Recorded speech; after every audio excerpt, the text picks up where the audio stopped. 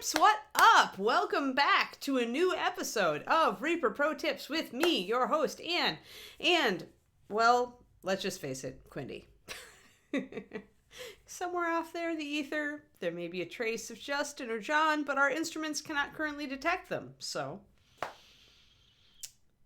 hi, everybody.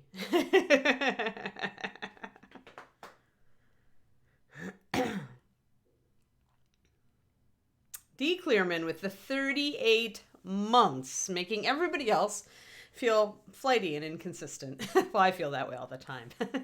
Hi, D. Clearman. It's good to see you. Yes, indeedy. Yeah, I'm back from Wisconsin. Where I visited my fam. Yep. Saw my parents' new condo. They moved out of I think I mentioned to you guys, they moved out of the house that I grew up in, like from... Oh, Shadow Raven with the 23 months. Yes, next month you get a song. This is true. But yes, I got to see the new place, which is very nice, actually. So it's cool. They don't have to do yard work anymore. Crows and Bones. Oh, see, there we go. D. Clearman has kicked off the sub spiral. That makes it sound bad. That makes it sound like we're spiraling into something terrible. The sub spiral. The sub zone. So, I don't know. Sub spiral's just got alliteration going for it. That's all. 14 months, crows. Thank you so much. Morning. Subvalanche. Subvalanche, indeed. Yeah, we'll just call it that. Yeah, keep it coming, people. Hype train. I bet reaperlive gets hype trains all the time. Our hype trains are there we go. Thank you, Sir Nightheart. Thank you. Oh, for Prime. Happy Subiversary. Yes. And we got to sing. All good. Thank you, Nightheart. Thank you. Awesome. See, we treasure our hype trains on this show.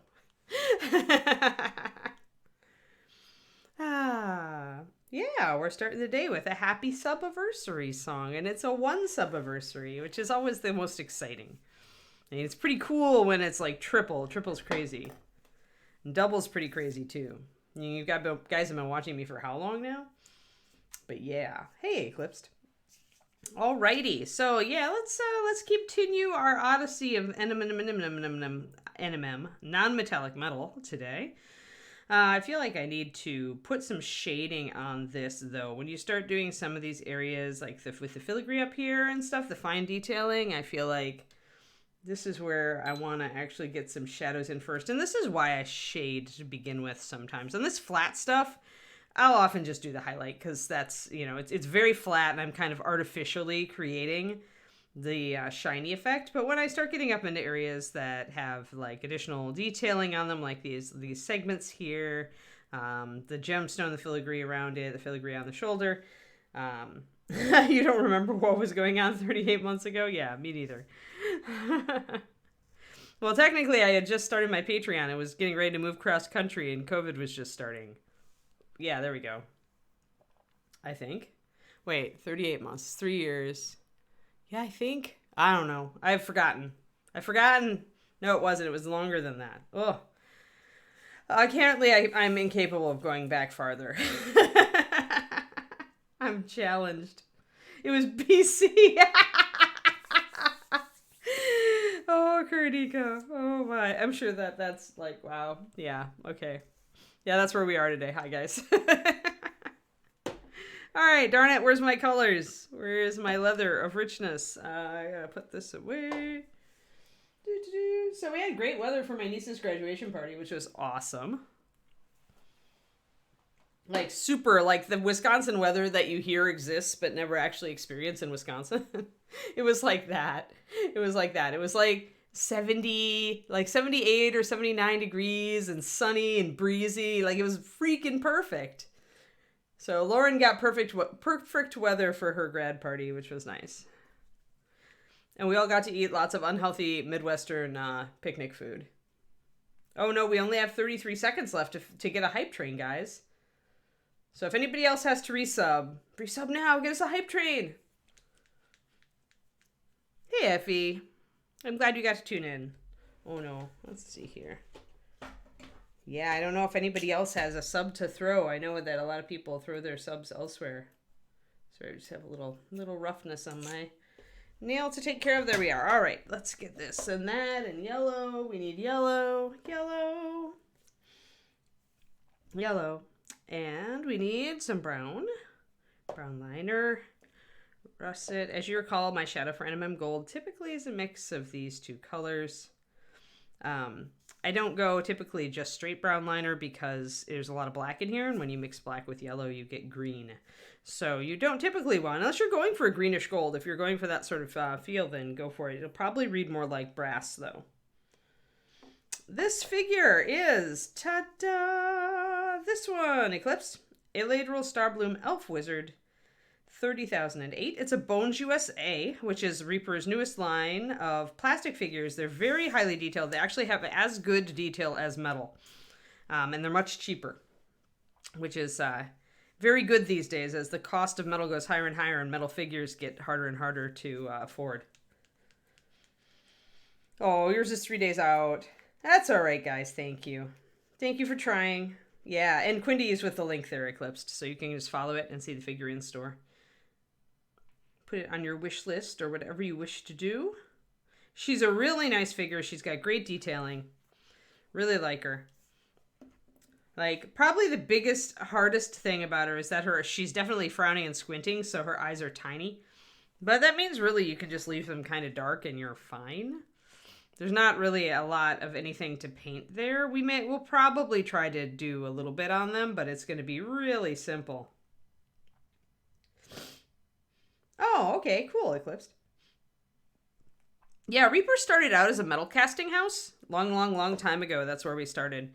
And then when we discovered, we were looking at PVC, Ed was looking at it, and he knew that it was going to be really hard to produce, but he thought maybe it would be good for paint and take figures to just get a couple of miniatures done cheaply. And then he got the results and he thought it was cool, and so we launched the first Bones Kickstarter, and now here we are doing a lot of plastic these days. And the Bones USA are a technology that we've just picked up in the last couple of years called Cyocast, which was used, I think, for like manga kits and stuff over in Japan and Korea. It's a really high detail plastic, but it's not like styrene. It's not like Games Workshop. And Reaper really likes it because we like being able to get the fine detail and still being able to offer you guys at the lowest. Eclipsed, I worked at the headquarters in Denton for 17 years before I moved out here in 2020. Britt sounds very familiar, but I knew a lot of people. Like, I was in a totally different department because I worked the paint department. So, probably. But I'm really bad with names. But yeah, I worked for headquarters for many, many years. I am actually a Reaper employee still. I just haven't been back. I went back for the last ReaperCon, but I didn't take the factory tour, so I didn't see anybody. And my pokey tool is in need of execution today. My paint is like, you went away and you weren't using us, so all of our bottles are going to clog. This is the way of the world. I'm going to go real simple today. Oh wow, there was a lot of gloopy paint. Look at that. But yeah, I worked, I've been with Reaper since before we built that factory. Like 2003 is when we started construction on the Denton factory to move from the Louisville warehouse Eclipsed, and that's when I started with Reaper. I lived in Louisville for the first year because that's where we were, and then when we moved up to the Denton and to the new big warehouse, which is now an even bigger warehouse and soon will be and is now a complex of buildings. Yeah, I've been with them for a long time. I got hired on as staff painter back in 2003. So many Many changes have happened to Reaper over the time I've been with the company. And when I met my fiance, my now fiance, soon to be husband, and I told Ed I was going to have to go to move out here to be with him, Ed essentially kept me on as a part-time employee to stream for Reaper. So that's why I'm here. Yep, garage. Yep. Actually, both brothers. Both brothers still work for Reaper. It's Ed and Al. So Ed is the CEO. And Al is an owner who retired a while ago, who actually taught me how to produce the paint, at least the basics. And they started it in Al's garage. And then it lived a couple of different places in Louisville, and then they were able to buy the building up in Denton because they knew that they were going to need more space. So Ed is still with the company. His brother Dave is also the chief financial officer of Reaper. So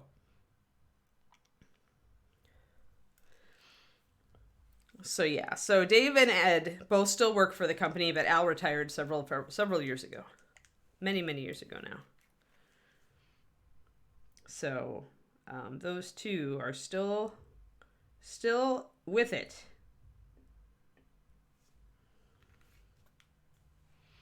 And you can, they both do the Reaper live show on Thursdays. So. All right, I'm going to throw 2 drops of water into everything. And I'll show you guys my colors here.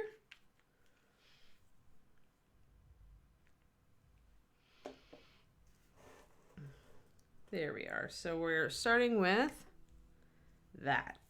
So a pentad. And they all look like kind of crazy right now, but we're going to start with the white and we're going to work backwards. So we're going to mix it up. I'll probably put another drop of white into there if I want a stronger highlight, which I may want. But right now it's 2-to-1. Everything is 2-to-1. 2-to-1 is my baseline for anything other than base coating. Base coating is 4-to-1. 4 paint, 1 water. But then everything else I do after the base coat is thinned paint. So we're going 2-to-1. I'm using lantern yellow, white, rich leather today. So the lantern yellow is going to give this a very strong yellow.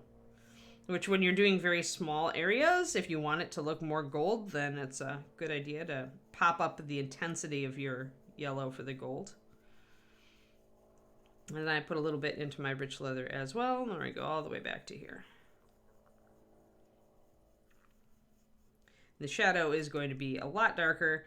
Non-metallic metal doesn't work unless you go from almost black to pure white. Oh, cool.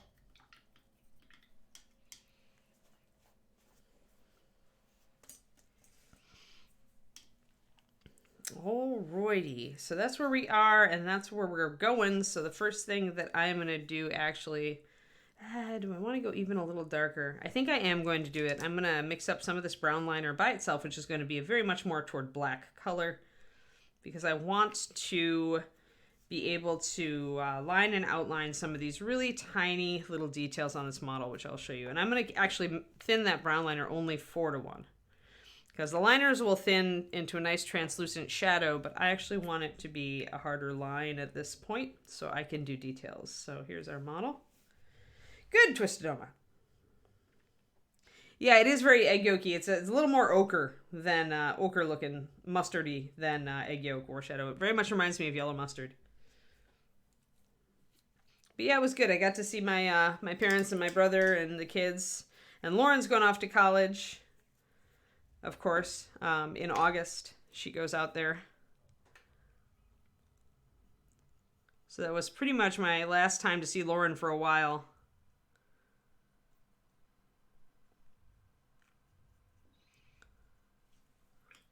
My nephew Graham is like really tall now. He's 3 years younger than Lauren. So I think he's headed into his sophomore year of high school. But he's immense. Like, okay, my brother is 6'2" and his wife is 6'1", so these kids. Like Lauren's probably like 5'10" and she's the shortest one in the family. It's kind of insane. All right, so let's take this liner and let's actually add some definition to some of these areas before I start throwing in highlights. I do want to get this gem filled in dark first, just like we did down here with this little white. It's white now, but it's going to change color. Nomad Zeke, we needed you earlier. We were on a hype train almost, but that's okay. We'll still take this up. Thank you so much. 34 months. One of our illustrious early subbers.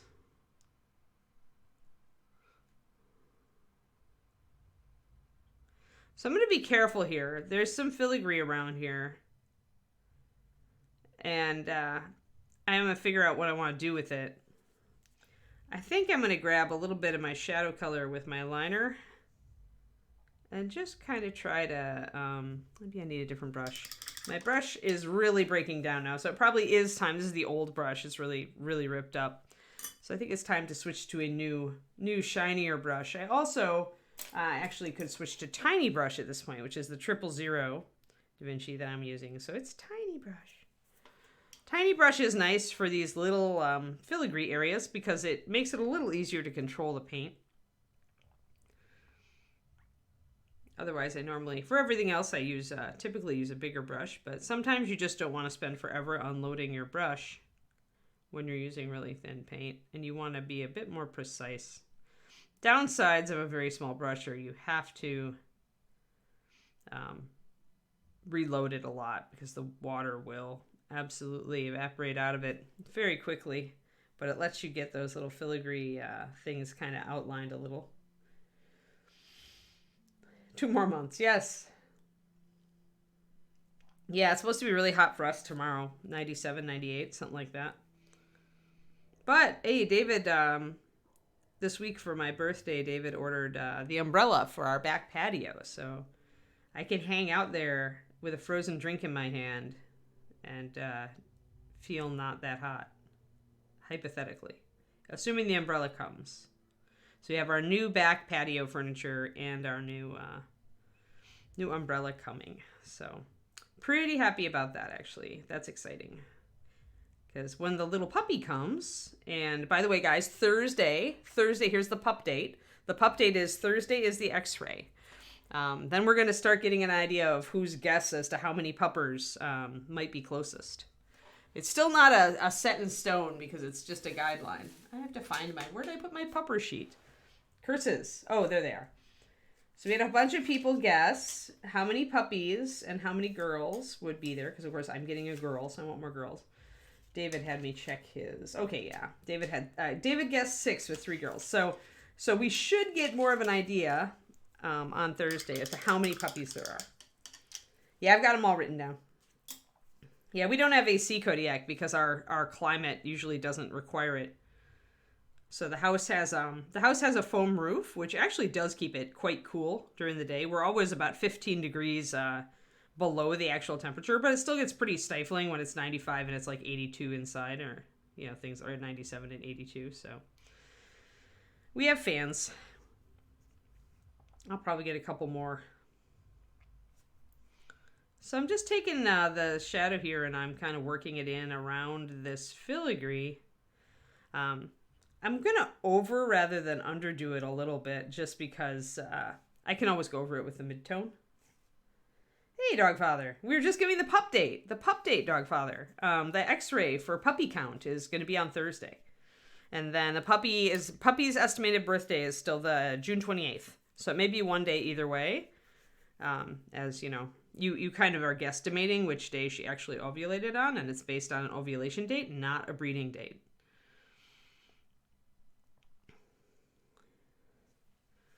So yeah, the pupster is imminent, guys. The pupster will be here next week in the world. And the reason we do an x-ray, guys, is just in case the puppy mama has trouble delivering, you kind of want to know how many puppies you're expecting so that you know whether to head for the emergency vet or not. So if you know there are 5 and she's only had 3 and she's having trouble, you know it's emergency vet time. So that's why we do that. It's nice to have a head count and know how many you're expecting.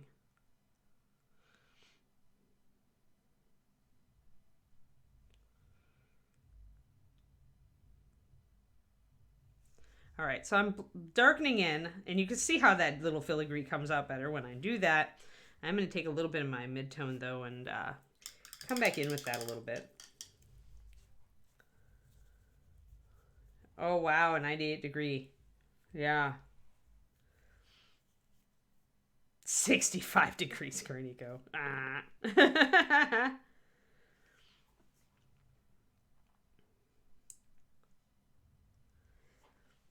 I assume that's Fahrenheit. I assume you're taunting us. But I did get my beautiful weather in Wisconsin, so I really can't complain. Even though I'm allergic to Wisconsin, so I didn't enjoy it all that much. But the allergy pills worked pretty well. Yes, I'm allergic to the entire state of Wisconsin. Like my morning allergies here that I get the sniffles, like it's like 3 times worse there. Alrighty. Now I'm going to go up here, and there's a lot more detail up here. So this is one of the rare times, guys, when I would actually think about doing a wash. I don't normally use washes because I find that they make more work for me than they take away. But in this case, because of this detail, it can be hard to see. And so a wash, there probably is enough relief there that the wash would help me bring that detail out. I do see a spot I missed, though, so I'm going to block that in first. So something like this is where you've got that little tiny filigree. That's the point where I might actually use a wash. So let's actually do that. Let's build a wash with brown liner and maybe a touch of russet.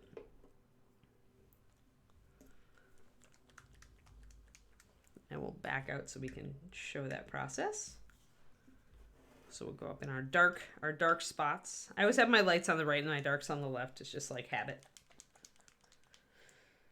You had to take off your sweater.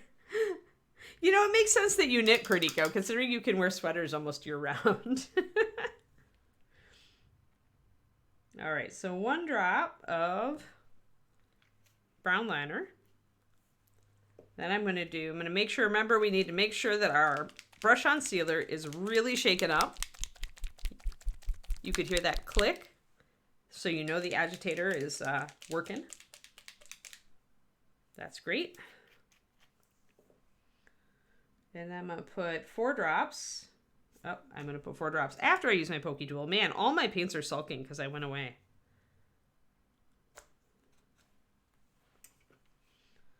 One, 2, 3, 4.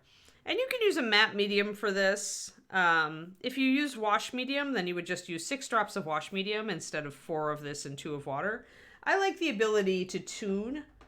You could also try 5 drops of wash medium because you could tune it, right? Some people like a darker wash and some people like a lighter wash, so...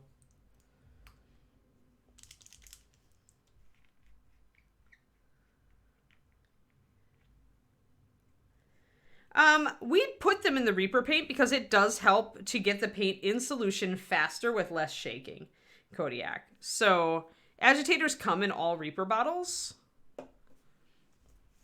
We use volcanic glass because it's a completely non-reactive. So when if you are looking at adding agitators to other paints that you own, make sure that you get something that is non-reactive, i.e. it won't rust or otherwise oxidize, because that can actually ruin your paint. Yeah, the Reaper bottles have volcanic glass beads. You can see mine in there. See it rolling around. I use the Reaper bottles that come with little beads. There we go. So yeah. And it just helps get the paint in solution faster with less shaking. It works really well with our paint to have those volcanic glass ones. If you are working with a really thick paint, like you're trying to add them to a really thick bottle, maybe you want to switch to like a hematite bead or something that's a little heavier for thicker paint. Yes, and some people use actually automated paint mixers like the Vortex. I don't find it's necessary. But I also don't have wrist and hand problems, and a lot of people do, so... All right, so we've got our wash mixed up, and this is how it looks. So you can see it's pretty transparent, and it's dark. And that's what you want to see when you put the wash over the surface, is you want to see that it's almost transparent here, and it's still pretty dark where it's pooling. But that dirtiness that it leaves, the fact that it doesn't go to really, really thin, is kind of the reason I say it causes more work than it saves.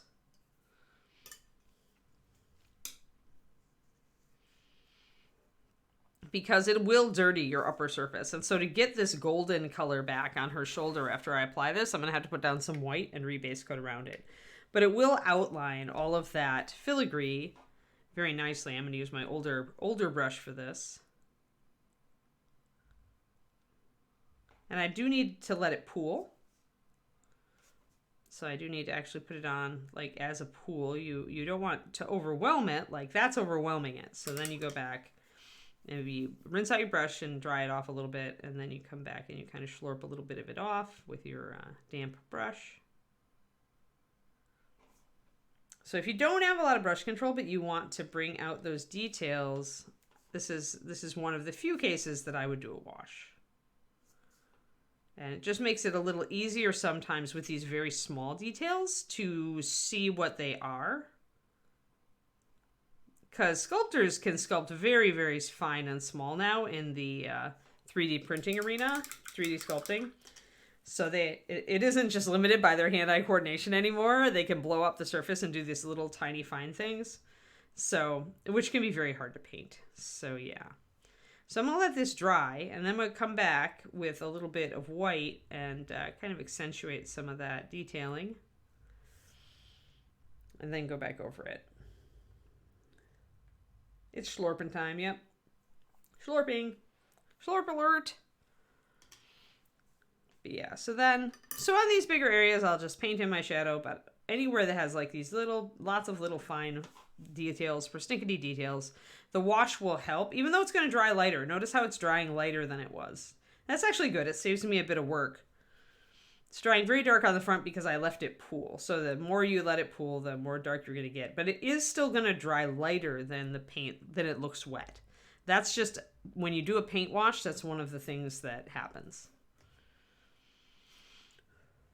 So while we're waiting for that, I'm going to actually come back in with my yellows here and work a bit on the chest panel. Could bring in my mustardy color, my really strong yellow, and hit the top and bottom there.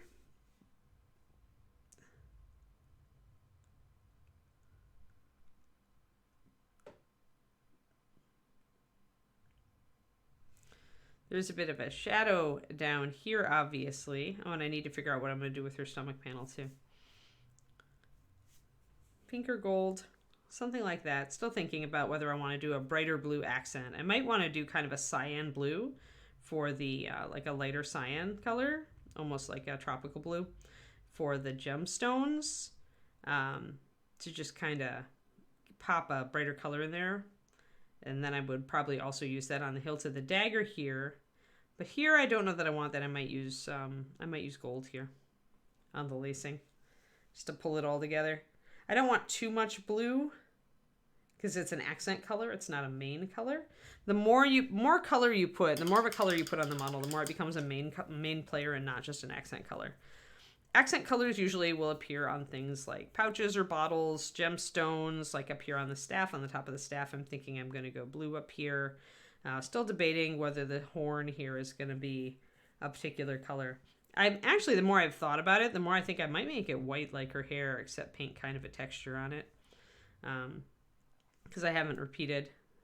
I don't need to repeat the hair color because it's kind of a neutral, but it might work.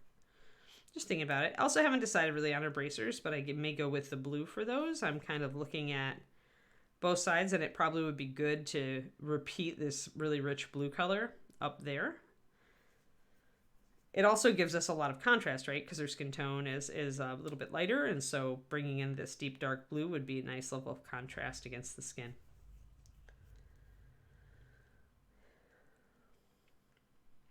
Yeah, everybody's going to be getting hot this week, I think. Tuesday and Wednesday, depending on where you are in the USA, is going to be hot. All right, so actually down here I realized I didn't really have a good lining around this gold here. So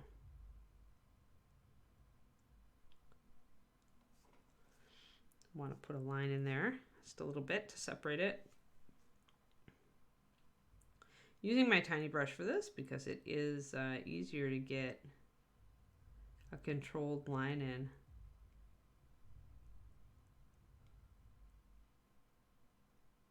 This is another one of those areas like down here where there are technically 3 parts, where there's a gold rim and then there's a center section. I'm doing the center section in dark for now. I don't know if there's enough of it to get away with the blue that I did down here.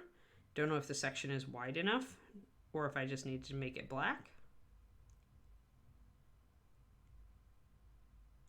So for what I'm going to do is I'm going to block it in really dark like that. And then I'll assess whether there's enough room to suggest a little bit of blue there. And since I'm already kind of planning to do the bracers in the blue, I know I'll be mixing up that color again. So it's no big deal that I didn't do it right away when I was working with that blue previously.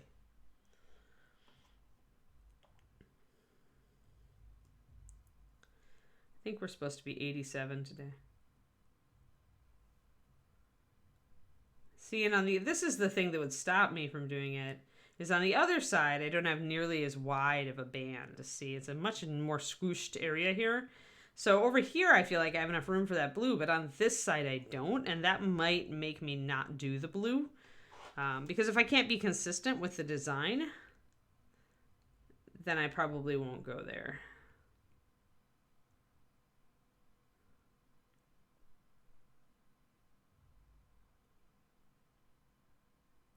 I definitely don't have enough room for the blue on that side. That's just a really thin line of dark right there.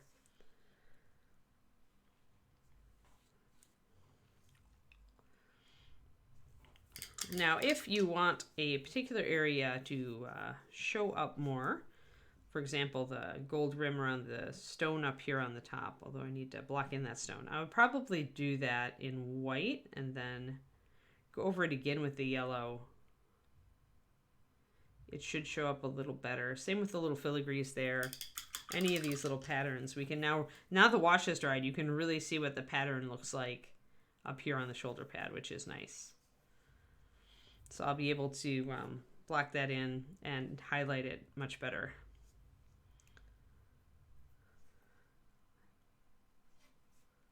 So we can see there are actually little brackets here. They come in at the sides, little triangular little niches.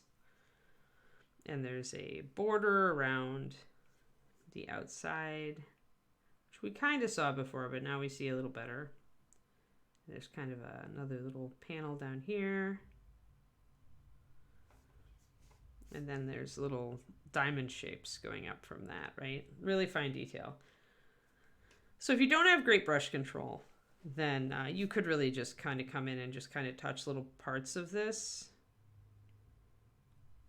with a lighter yellow, and you get an okay effect. This is not the kind of patterning that I would recommend building brush control on. If you want to build brush control, you should start with actually bigger stuff. This little stuff is best tried after you've built a good level of brush control. At that point, you've got enough motor control that you can attempt these with a bit more success. But if you try to jump straight to something fine like this, it won't actually be good practice. It's more likely to be frustrating. So as always, I'll caveat that with your mileage may vary, because we are all different and we all learn differently and we all execute differently. So use your best, opinion of your own capabilities and how you learn. Bestimate, use your bestimate.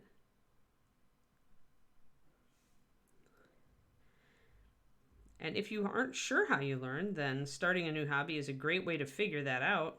Just kind of like try different things and see what works for you, and kind of, scribble some notes down, because that'll help you in your life. Any other aspect of your life where you have to learn something new, if you can figure out If you're a more tactile learner or visual or audio learner, I definitely learn better if I can read something and then watch it and then probably read it again. My reading comprehension is very high, but my listening comprehension isn't, as I don't retain as well. So probably because I've loved reading since I was a very, very small child. So that's how I'm tuned. But everybody is different, and you will get different mileage from various teaching forms in this hobby. That's why I try to do both video and PDF for my Patreon. Some people learn better with one, some people learn better with the other, and some people learn better with both. So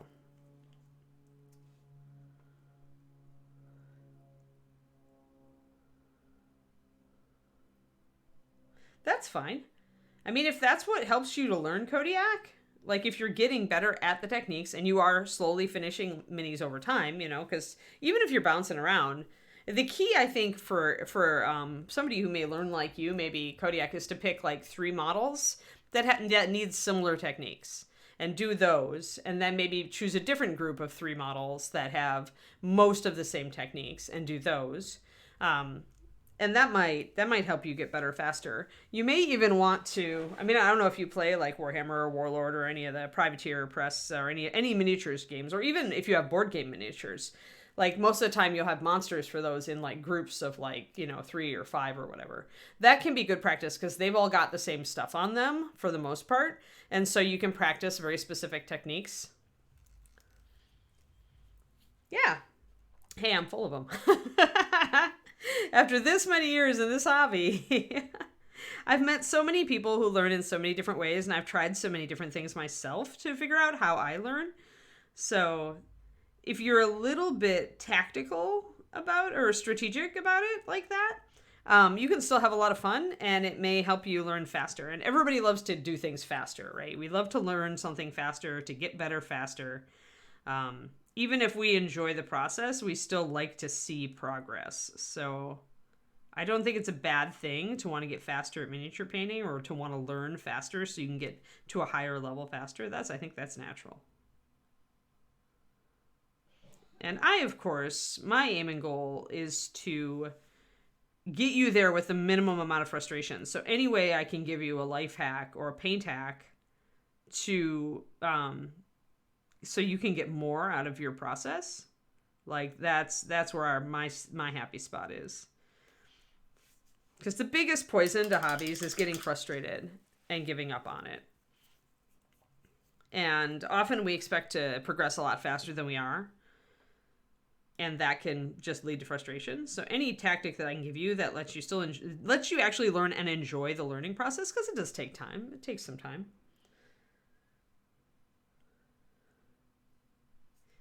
No problem.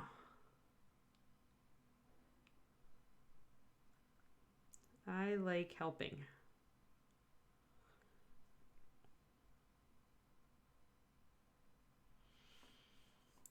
Okay, so I'm just trying to put some light areas in here now to bring out some of the details. I bring in my lighter yellows, which is going to start giving us that shiny look along with the darks.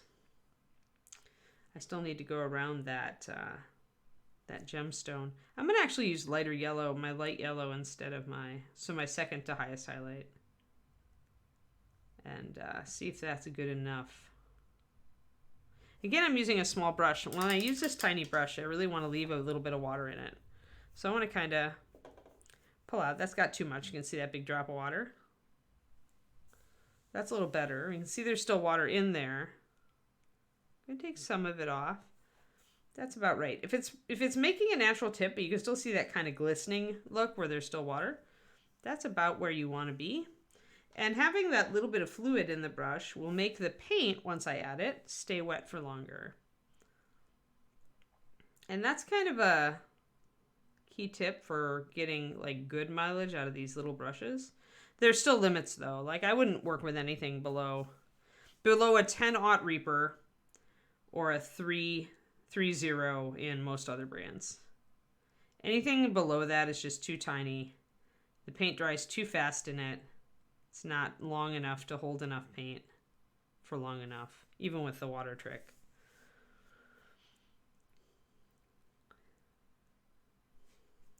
So this is about the size of a Reaper 10/0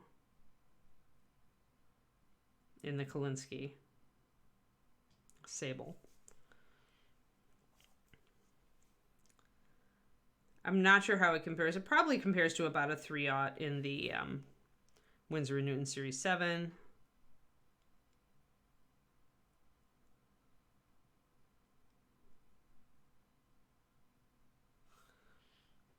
There we go. So we've got that gold setting around the gem.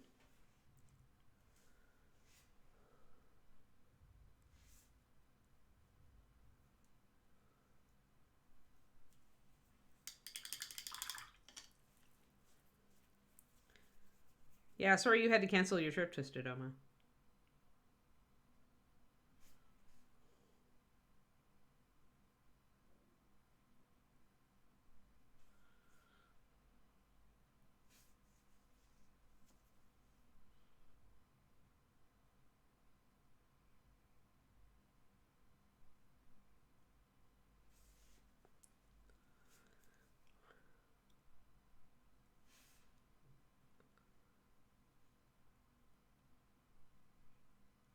All right, a little bit of pure white to make that a little brighter up top. Hey, Lady Nim, how's it going? I'm hanging out, doing the NMMs. It's always kind of like relaxing and hypnotic to do the NMM on a model that has so much filigree. Just like little bits at a time. The bottom edge is never going to be as light as the top because reflected light, bounced light, is not as bright as the main light. All right. However, I am going to bring up a little bit more bounced light on the underside of this.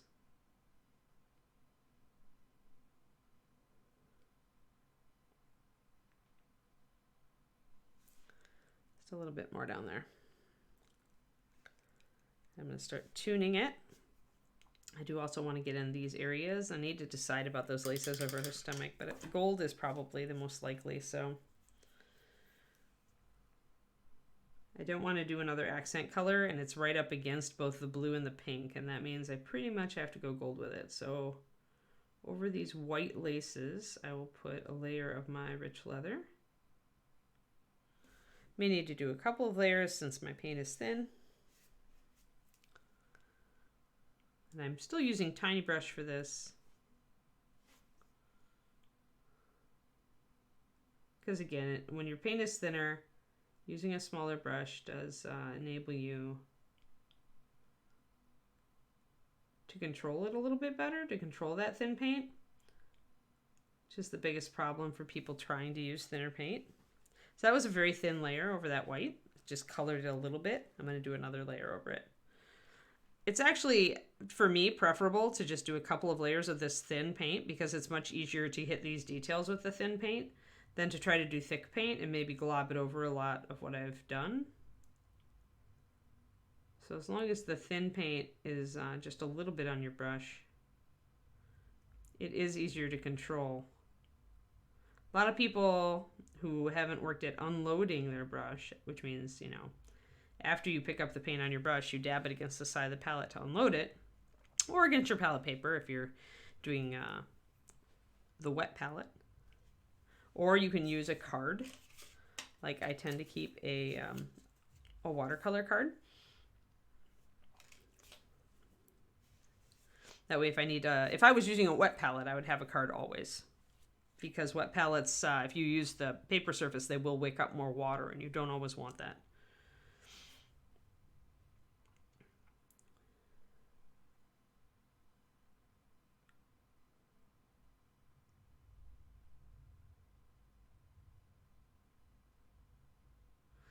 It's very hard, very challenging to get that gold color to kind of stick on those tiny little surfaces, but we've got it.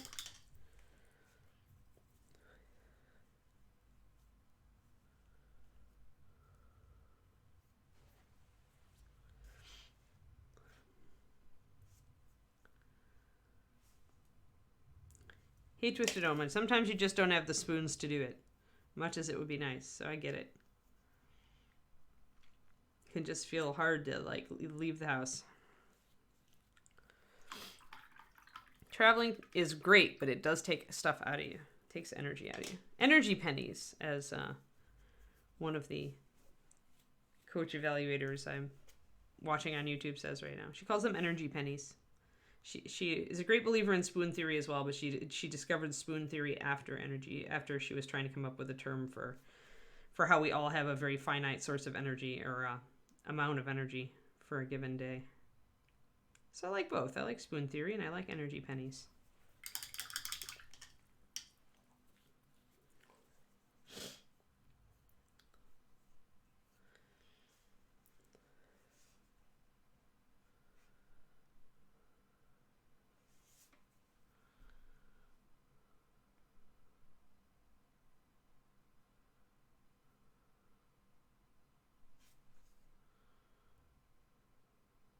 All right, so let's put a little bit of a highlight here. I don't want to spend too much time on the laces. I want them to be there, but I don't need to spend as much time on them as, say, some of the NMM filigree that people will be looking at closer. They still need to be tight.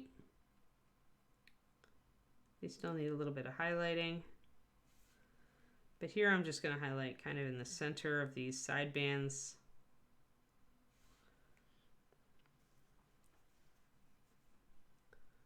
Someone stole most of your energy pennies? Yeah, I get it. There are days like that, for sure.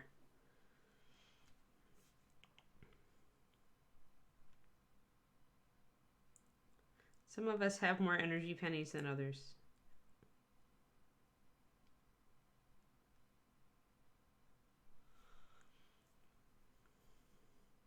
And we all tend to feel like we should be able to do everything. But sometimes that is just not the case. All right, so just hitting a little bit of detailing on all of these small surfaces to show that I actually did pay attention to them, bringing out a little bit of shine on those laces.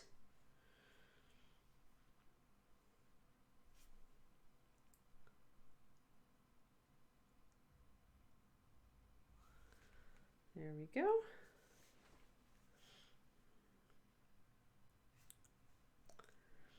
Hey there, Bob and Julie, how's it going? Oh, dearie me. So I have a big birthday coming up this week, guys. The big 5-0.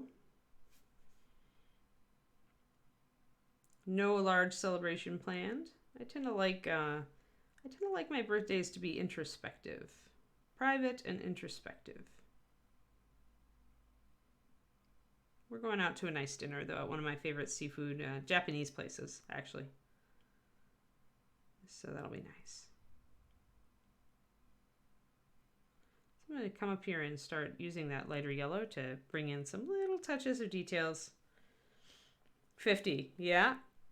I know I don't use it. I don't look it, rather. I do, though, when I see my silver streak here.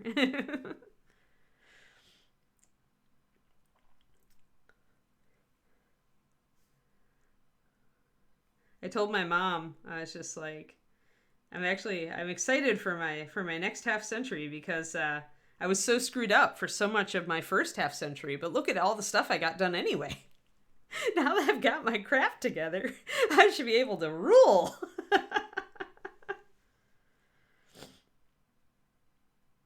Get the sushi. Well, they've got tempura king crab. Is really good. Is really good.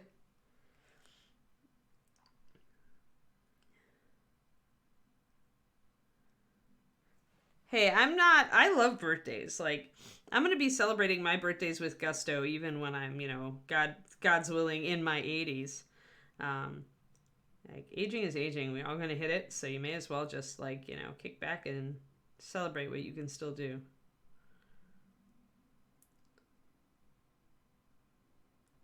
I mean, I'm a better painter than I've ever been. a better writer than I've ever been. I'm only a little creaky. But yeah, the tempura king crab is it's a really nice Japanese restaurant. It's just really, really good. The sushi tends to be a very simple, more traditional presentation there. So there are other places that I like sushi better because I will admit, I love the rolls with all the crazy sauces and everything. So just a little bit, again, of this pale yellow just to kind of hit some details here on the shoulder. If I feel like I go too far, I can always grab one of my darker yellows to kind of tamp that down a bit.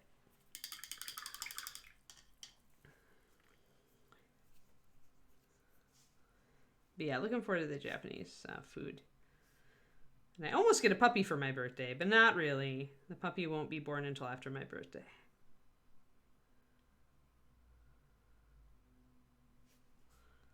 Alrighty.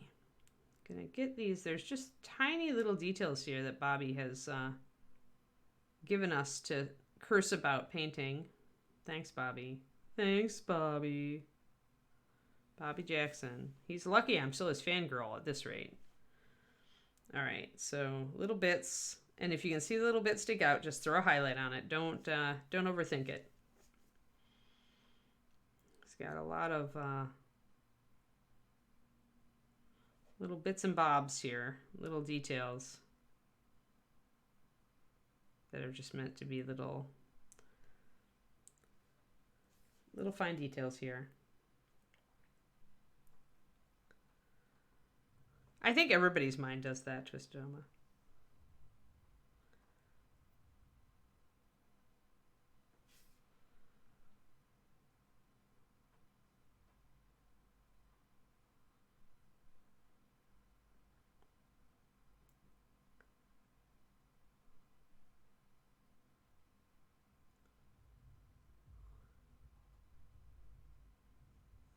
I don't know. I'm very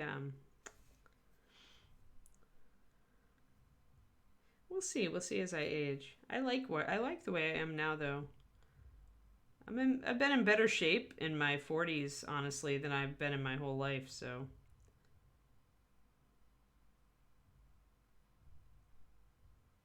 All right. So little tiny details there again. Now we do need to kind of think about highlights back here, general highlights and general shadows. On the front, I went with more of a stylized thing, but technically the entire top of that shoulder pad would be a little lighter. So now that I've got those details kind of sketched in the lighter paint, I think I'm going to go in and try to bring up. I also see there's an edge that I missed over here. There. Little edge. So I'm going to try to bring up this upper area and get rid of that dark shadow that the wash left for me. The color of my hair made it hard to see the silver until I got the wings. But once the wings started to come in, I have one. I really need to like braid the silver streaks and like wear them pulled back or something, because I could rock that look now because it's pretty cool that I've got like just these long streaks. Yeah, I've always had my natural hair color, Korniko. I was always jealous of my friends getting cool dye jobs, but I like my hair color, so I never really wanted to change it. So I'm going to paint over this whole thing, guys, in a mixture of the mustard yellow and the rich leather, just up on the top here. Remember, it's thinned, so it's not going to change the whole color or paint over the whole surface. It's actually going to still show some of the, see that lighter patch here? And it's still dark here. So putting kind of thick glazes of the mid to light over the top. The colors that don't have a lot of white in them. So essentially these two right here. And I'm going to slowly kind of pull that area so that it looks overall lighter by doing that.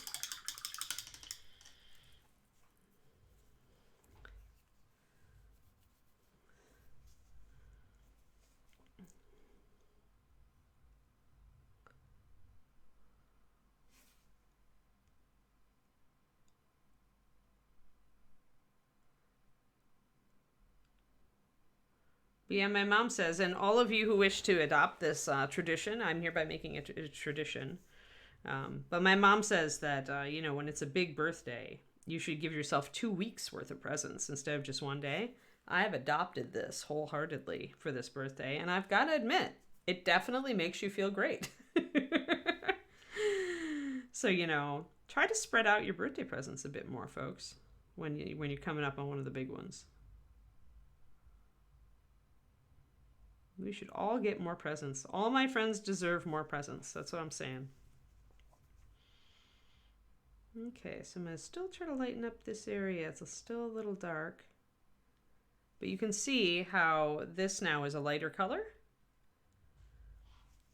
And onto the back, and then you can see where it falls away, right? And that's just like painting that mid-tone and mustard color over the top of what I've got. And you see that I still have all those tiny details I painted. They're still there.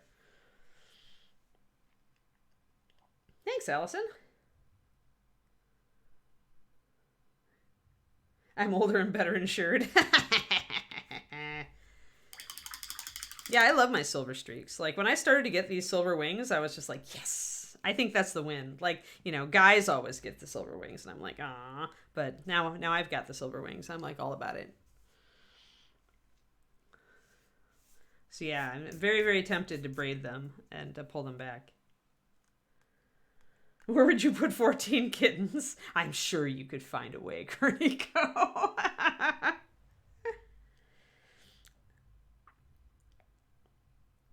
Birthday month. Yeah, birthday weeks, definitely at least birthday weeks, right? I mean, why not, for gosh sakes?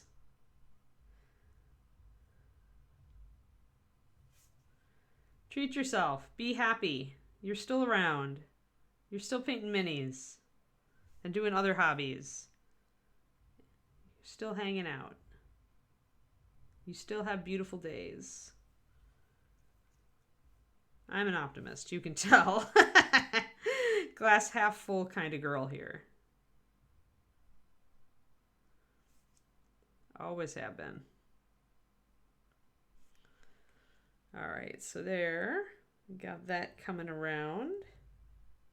A kitty facility. Yeah, you just need one of those detached dwelling units. Those independent, the IDUs or whatever they call them. Independent dwelling unit where, you've got a little, essentially just a little bedroom with a bathroom, and you just put it out on part of your, yard, and then that can be the cat house. Like, literally, it could just be a kitty unit. Detached kitty unit. DKU. You can make sure that, there's enough room for just a line of litter boxes, and you're good. Or just, put, some fencing around your jungle, your backyard, make it into a kitty jungle, as Kirst suggests.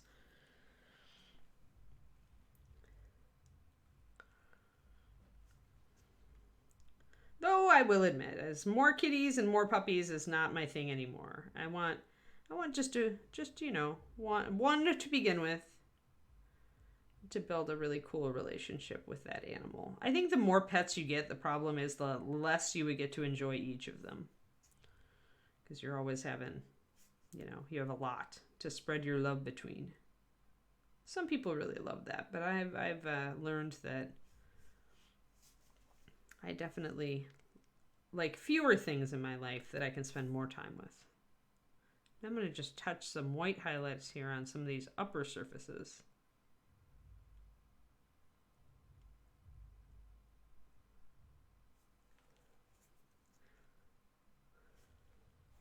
You want a DKU now. Detached kitty unit. Cat cafe and a llama walk. Awesome.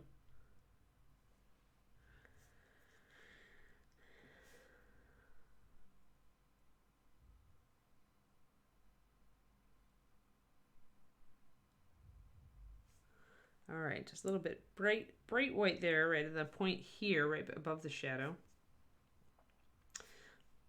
So usually I would start out painting this entire thing in a broad, light, dark, and under reflection, but because of the tiny patterns, I feel like I needed to do a slightly different,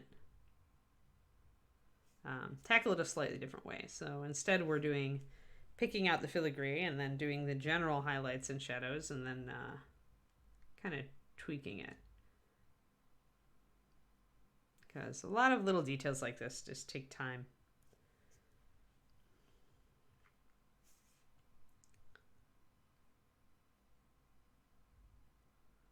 But yes, puppy news. As soon as I get puppy news on Thursday, y'all will get puppy news.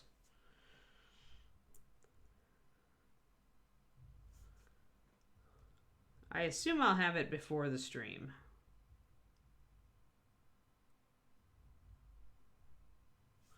Bringing up the reflected light down there, so we've got kind of a band of dark coming across here. And then a little bit of highlight down here, but not as bright as here. To bring that up just a little bit more. Still leaving a lot of dark. It may end up reading as though it's a leather shoulder pad with a lot of gold filigree on it, but that's fine.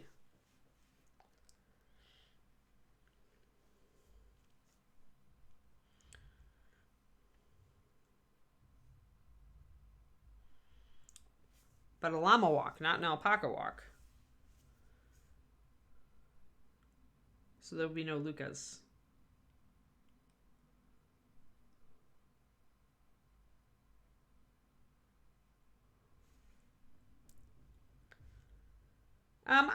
I said earlier on Agent Marvel that I'm probably going with the deep blue on the bracers. I just didn't want to work with the blue today.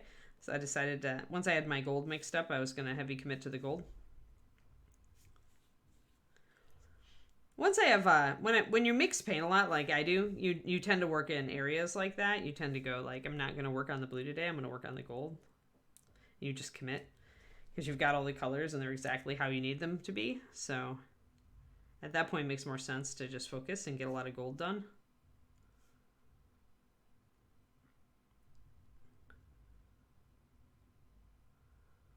Often I will compartmentalize. I do a pretty good job of that. I just focus on one part, and I don't need to worry about the rest of it yet.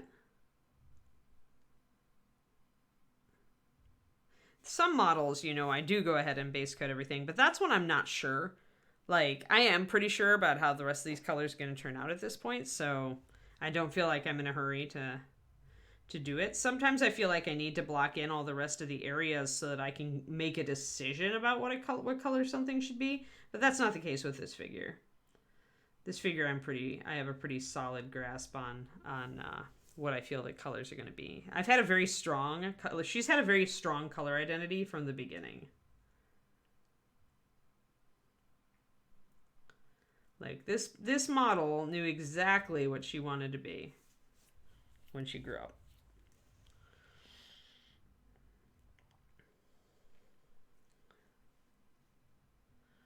Yep, the top of the staff in those, because I was still ruminating upon the top of the staff as well. I haven't done her leg guards yet either. Haven't done the buckles, haven't done the little thingy. Yeah, there's stuff. There's stuff to do. Oh, I got a Jason Weeby model. Since we haven't painted a Weeby yet, I'm trying to paint, make sure that we at least paint each sculptor, something from each sculptor. I did order.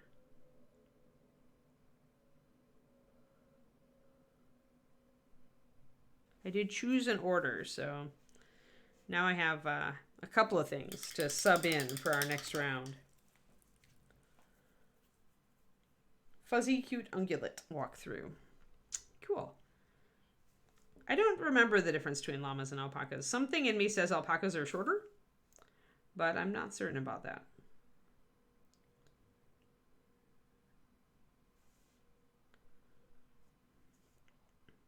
I'm afraid that my alpaca knowledge base is not immense. No doubt it would be better if I hung out on Miniature Stand a lot.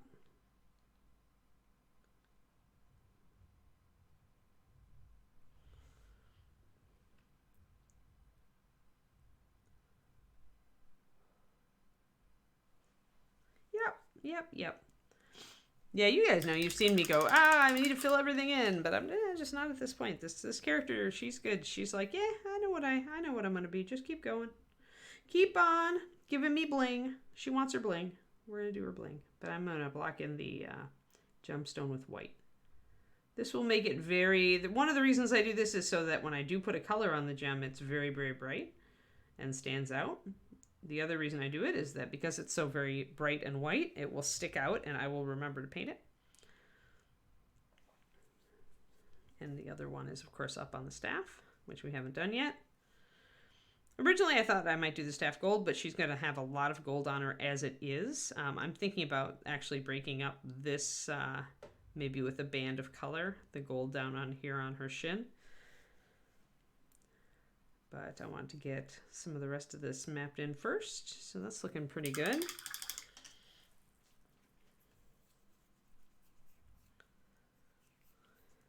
David is home today for, oh, happy Juneteenth, by the way. David has Juneteenth off. So he will be underfoot all day while I'm trying to figure out how to get the rest of my month organized. I have been later on getting to my YouTube video, my fundamentals of mini painting videos. I normally have them done before this point in the month, so I'm feeling a little bit stressed on that, but you know what? If I can only have time to do one this month, I only have time to do one. Just the way it is. There's 2 I would like to do, but I don't know that I'll get to them. We'll see. They're not the highest priority. The Patreon is the highest priority, so. Getting my $5 PDF with color mixing. For those who don't know, I do have a Patreon. It's patreon.com/paintingbig. We have a ton of content on there. It's a really good buy right now, especially at the $5 or $10 level. Just because there's just so much. There's over 3 years of content. I've been doing this since very late 2018, early 2019. So it's been a very long time. Yeah, Juneteenth is a holiday. For some of us, we get it off work. David does. I didn't. As long as you can hug them and not get spat on. Yeah. Exactly. All right. So that's looking good. I touched up those. I think I've got all the gold taken care of adequately everywhere except the lower part and the staff. So down here is another place you could choose to do a wash because you've got these little filigree lines. However, the filigree lines really aren't that hard to hit by themselves. So I am going to take the moment to just rehydrate a couple of my paints. I left the window closed today so I wouldn't sneeze my head off, and also so that it would stay cool in here and my paint wouldn't dry out as fast. So I just drop a little bit more water into my liner so I can hit that.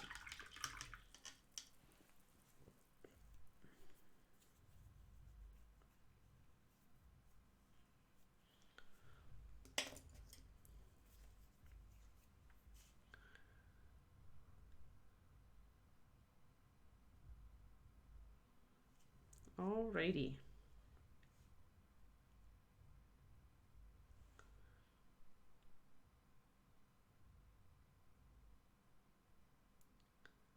So just a little bit. Now this kind of thing can be good lining practice. Because these are pretty straight and they're pretty big, like the shape is pretty big, it can actually be pretty good practice to line these little guys. And if you accidentally like swamp one with liner paint, it's not a big deal. Like you can just take some white and paint over it and then put the rich leather over the top again and you're all good to go again. But because these are nice and simple shapes and they're fairly large, this is a good lining practice.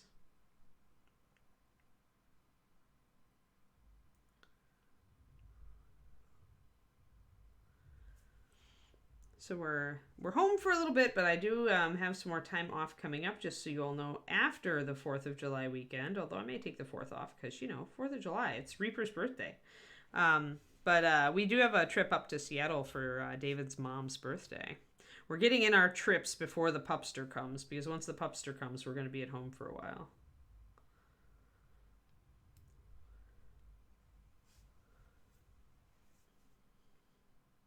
And line underneath the shin guard up against the boot, which is a slightly lighter brown, as you can see.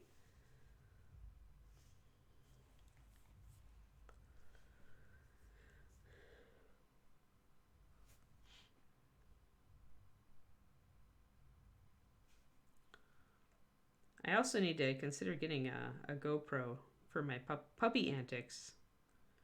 Because, you know, maybe there'll be bonus puppy videos.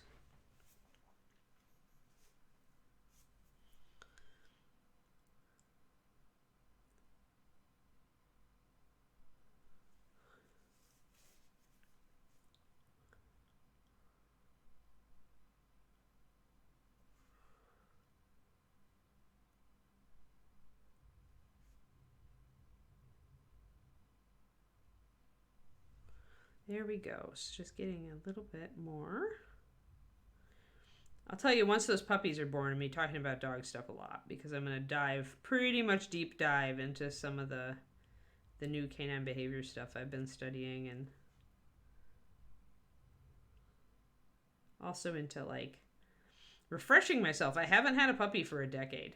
So Blazy was the last puppy, and we kept her. She was a puppy out of Kiri's second litter. We kept her. But then I had to rehome her when I got divorced. So she's with great people, but I have not had a puppy for a very long time, and I've got to make sure that I'm still up to raising a really good puppy.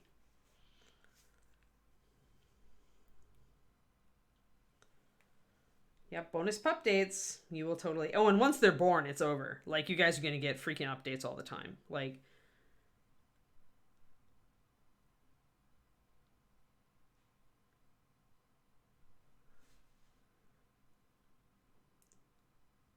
One of the benefits of going with a really good breeder, like Bridget is that you get lots of puppy updates. Lots of pup dates.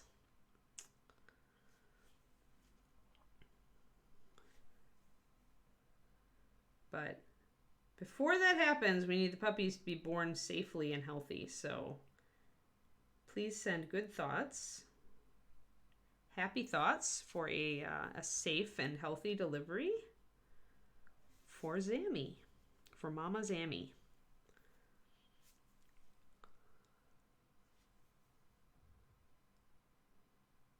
I'm doing a bit of lining between the heel and the boot as well. Just real quick. Since I'm doing lining, I may as well do a lot of it. There we go.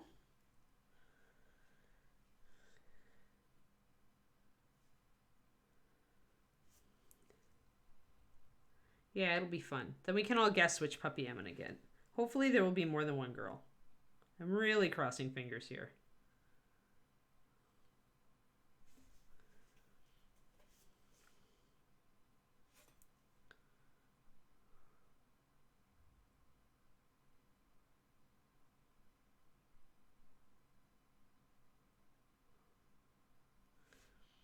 And then I'm going to be like using the Twitch savings, which was of the puppy money, to buy a whole bunch of like.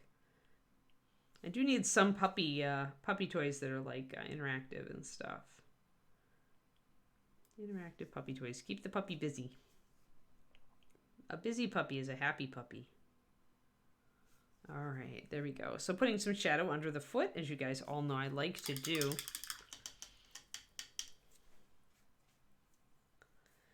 I have faith in Zammy too. Her mama used to have some whelping issues though, so hopefully Zam will avoid that headache. And I'm going to do a shadow like right down the middle of this space actually, guys.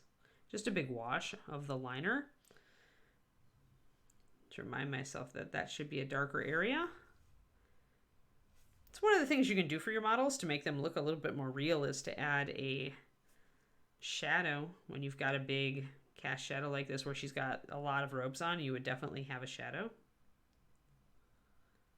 You can add that in.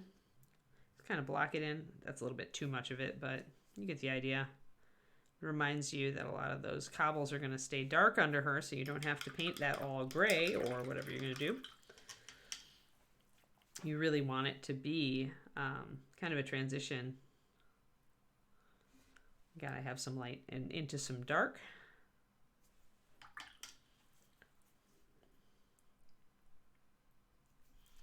But yeah, hopefully Zam has a good delivery.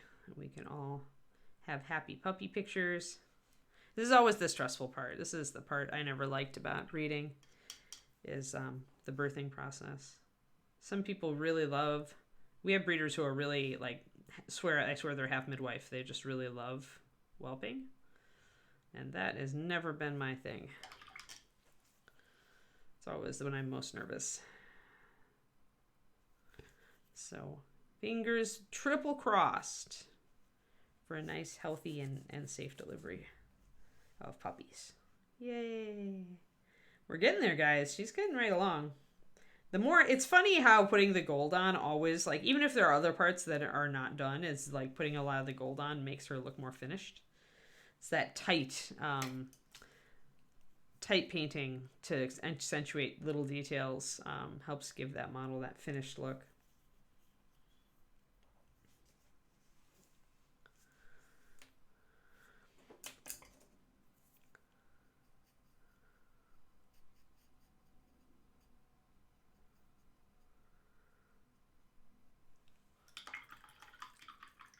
Okay. So let's block in. We've got a few, about 10 minutes left. Let's get some of this stuff figured out. Now, down the front of the leg, and I just did a PDF on this for the Patreon, but the front of the leg is pretty much a cylinder, the front of a cylinder, and this is shiny. So you'll have a line of highlight that goes down the entire front of the leg. That's where your brightest highlight's going to be. And since this leg is kind of out in like kind of an A-frame, the inside is going to be more in shadow, as you can see, than the outside. So if you have to choose an upper surface, it will be on the outside of the leg. But in general, the highlight, the biggest, brightest highlight, is going to go run right down the front of that leg.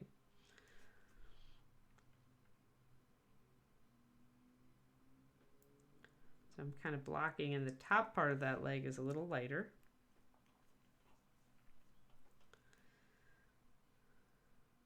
Hey, spoil cats and spoil dogs are all the greatest. Must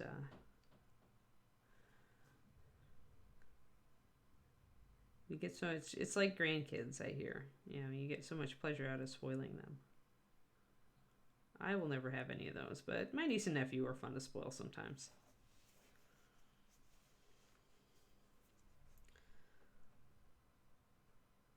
Though I haven't really had to. The other side, Amy's side of the family, loves to spoil them too. So they're probably like double or triple spoiled at this point. They still turn out to pretty good kids.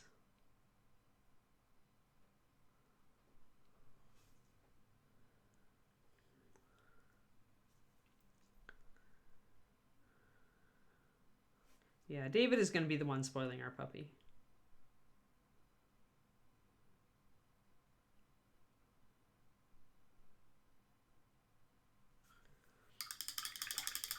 So I'm bringing in more light on the top there, and I did wipe out a little bit of my lining, but that's all right. Don't stress when you do this sort of thing. It's just like, go back in, just re-add it. Not a big deal. It's acrylic. You can paint over it. That's the great thing about it. It's a lot more nerve-wracking when you're working in oils. Then you have to wait for everything to dry before you can go back and work over it. And you hope you don't, like, you know, reactivate it. Take it off with some solvent.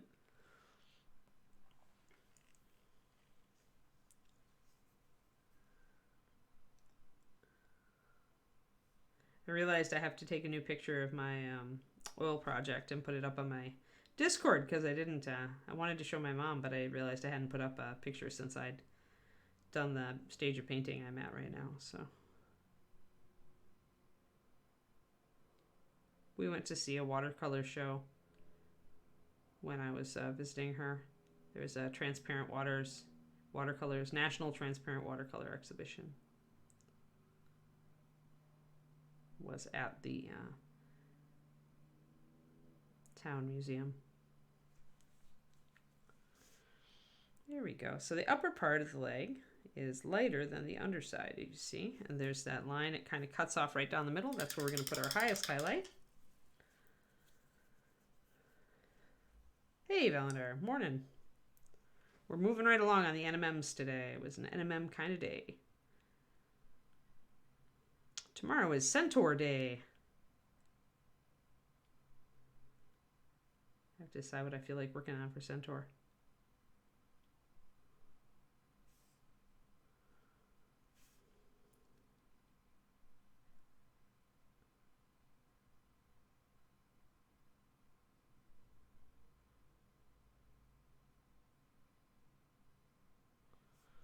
So just a little touch of white right down the middle. And since I thinned my white, I may need to do a couple of touches. Thinning it means that I can blend with it a little bit better, but it also means I might need a couple of layers of it to make it really stand out.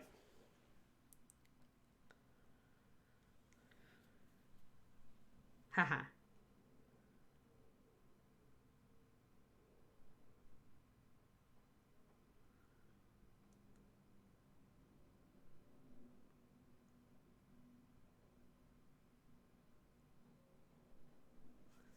So just that bright line, see how that starts to make it look shiny. It's the bright up against the dark, guys.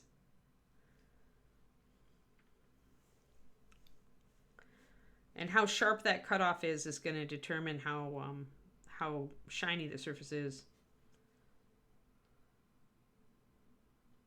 If it's more of a burnished kind of surface, you want it kind of to fade a bit. But if you want more of a sharp, more of a shiny, very shiny look, then you want to cut that off really sharply like I did here. Now we do want to put a shadow on the other side of that. Right now we just have the base coat.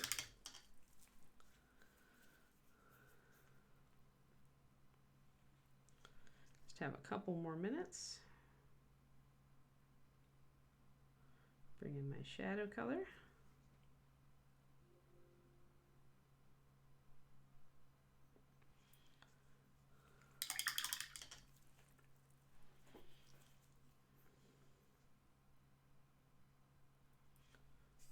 Make sure I've got very little paint on my brush.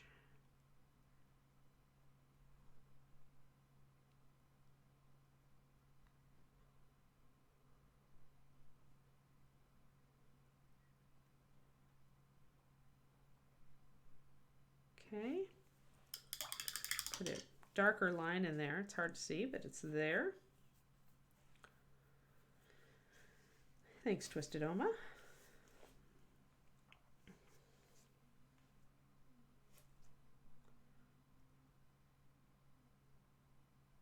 Then we need some bounce light.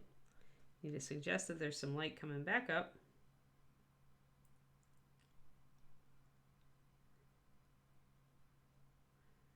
To hit the underside.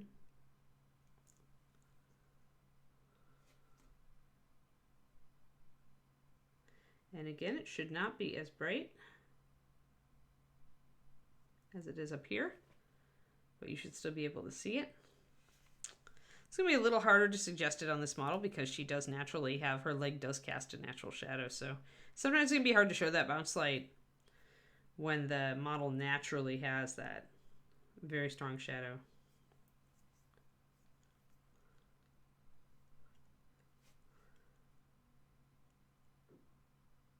You may have to overemphasize it a little bit. It'll make it a little bit brighter than you normally would.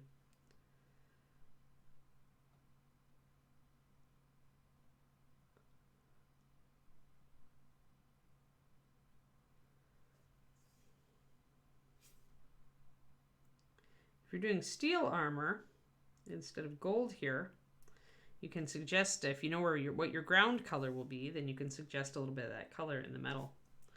Makes it very much look more natural and real. So I got a little bit of a highlight there on the underside.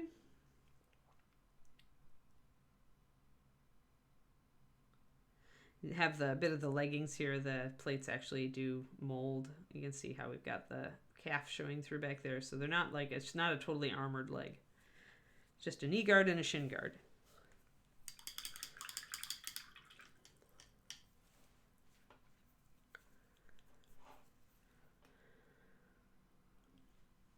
With gold, it's harder to show colors in the metal because you'll see green or red if it's present.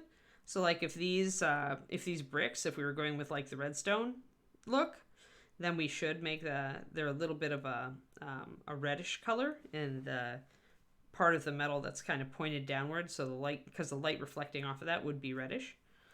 But like blue is going to read more green on gold, obviously, because gold is yellow. And purple will gray out, so it's a little harder with some colors to create that illusion.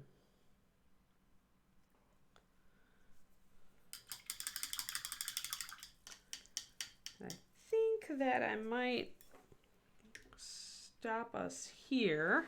Because if I start doing the other leg, it's going to take another 10 minutes. I feel like that needs to be adjusted just a little bit dark there on the knee. A little bit too black.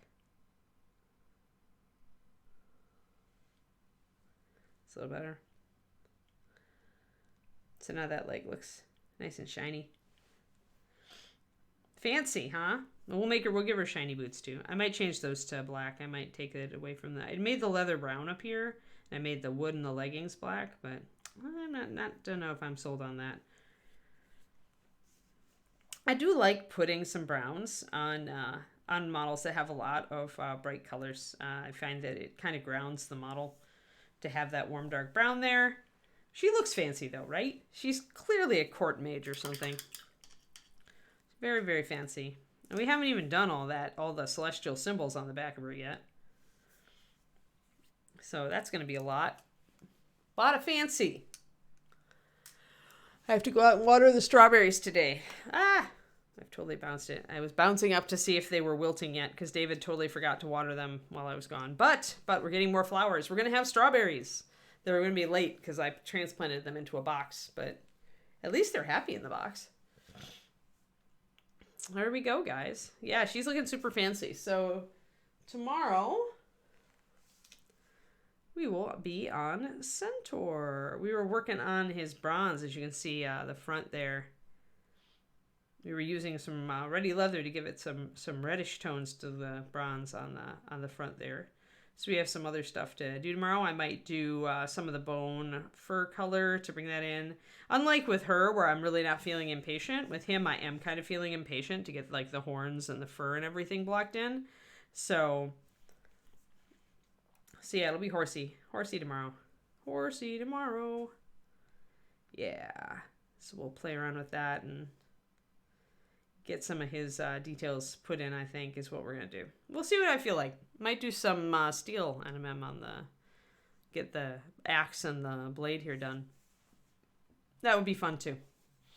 But I like him a lot, so I'm very fond of how he's turning out. So definitely. So thank you for tuning in, everybody. Once again, you can find me on the YouTubes at Painting Big, 2 words. You can also find me on Patreon at patreon.com/paintingbig. I am on Instagram and all sorts of things. But yeah, and you can find me here every weekday, more or less. So we will be here all week, and then yeah, I'll let you know, Quindy, when David's where our trip is. Our trip is coming up. So hey.